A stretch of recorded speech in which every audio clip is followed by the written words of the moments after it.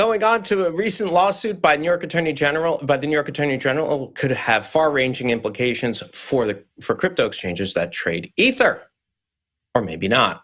Well, let's see. Let's find out from none other than CoinDesk Global Policy and Regulation Managing Editor Nick Day, who is also the editor of CoinDesk's mandatory State of Crypto newsletter. Yes, I said mandatory because right now, this is the thing you need to read. If you have to read one thing, it's State of Crypto. Listen, we have this lawsuit. Nick, how you doing? We have this lawsuit from the New York Attorney General against KuCoin, saying that the firm broke laws by selling unregistered securities, i.e. Ether. What happens if Ether becomes a security by New York standards? Hey, good morning. Yeah, no, it will be interesting. So the New York Attorney General sued under state law in the state court, alleging that KuCoin did not register with the Attorney General's office as a securities or commodities dealer or broker.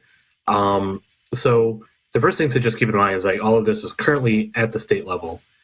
Even so, if the New York Attorney General wins a case, which honestly could happen if KuCoin just doesn't show up, which KuCoin didn't respond to subpoenas, so it's very possible KuCoin might choose not to fight this in court. Then what will happen is you'll have a judicial document saying, okay, yeah, this allegation that Ether is a security is accepted under New York state law. And while that doesn't necessarily have a direct implication for the SEC or for federal entities, it'll give the SEC something if, in future they decide to pursue a case alleging that Ether is a security. On the other hand, that would obviously harm a huge number of people. So I'm not entirely sure that the SEC would want to go that route.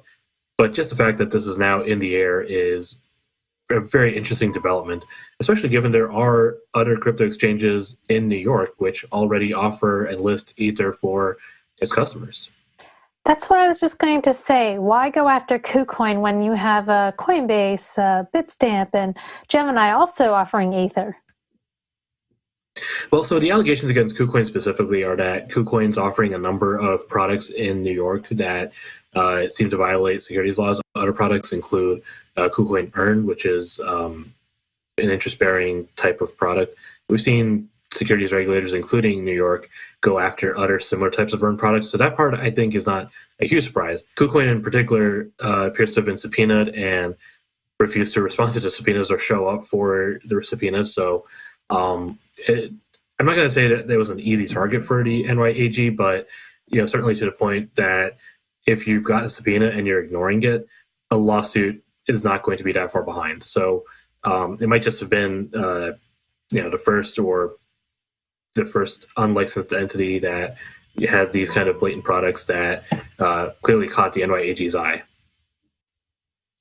I mean, is the ultimate goal here, do you think, and this is the question I posed earlier to Professor Edwards, Evans, do you think that this is a way for for state government, at least, to try to get the crypto markets under its full control, not so much to push it out, but really to, the same way they did with the bit license, where you can't even, I guess if you own crypto, you can't even brush your teeth without having to at least have a bit license. Do you think that that's sort of where Tish James is going with this? If I had to speculate, I think partly, obviously the crypto industry's had a number of disasters over the last year, but, I think we talked about this in the fall.